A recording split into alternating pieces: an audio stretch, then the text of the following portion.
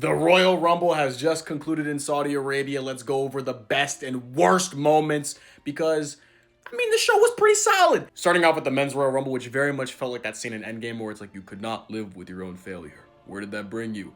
Back to Roman Reigns. Buddy went on Pat McAfee and said, y'all had 2 years without me to get something going, and nope, it's not working. It's coming back to me. I ain't mad at it. Of course, I'd like to see the next top guy, but you know, it's Roman Reigns. I will always acknowledge my tribal chief, but this does highlight a problem with creative and building the next guy because we're just going back to the default settings. What I am mad about is some of the decisions in the Rumble. How did Logan Paul scam his way into the Final Four again? Why on earth did they have Brock eliminate Oba? This was supposed to be Oba's moment where he's taking that torch from this old man's corpse, leaving him out to pasture. We don't care about Brock Lesnar no more. But no, we have Brock Lesnar in 2026 eliminate Oba. And then Cody eliminates Brock, all while Jey Uso is doing his entrance. Astaghfirullah. At least creative let this moment happen. By the way, Javon Evans, low-key the MVP of this entire Rumble. Bro was selling like prime Dolph Ziggler. Although, and this goes for a lot of the wrestlers under the Def Rebel Terror regime, his theme starting with like, yo, I'm bouncy is crazy. Other big moments from this Rumble include Cody getting eliminated by Drew.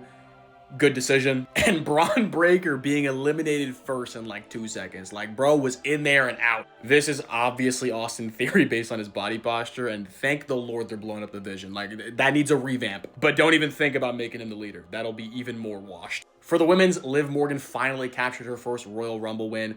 This does put a smile on my face. Also, kind of boring decision, but once again, this WrestleMania is in Vegas again, so they're only gonna have the biggest stars.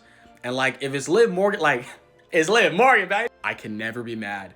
Plus, I'm in love. The last 10 minutes of this Rumble were perfection, pure cinema. The biggest moment from this Rumble, and honestly both matches, was Brie Bella returning, which I'm not gonna lie, got a pop out of me. Now that I think about it, for both matches, there wasn't really any crazy returns or like entrance, which I'm not mad, just showcase the roster talent, but like, I like this. Lash Legend was booked perfectly, had a great outing showing her dominance, which makes me already know that Triple H had nothing to do with it. Alexa Bliss, definitely botched here.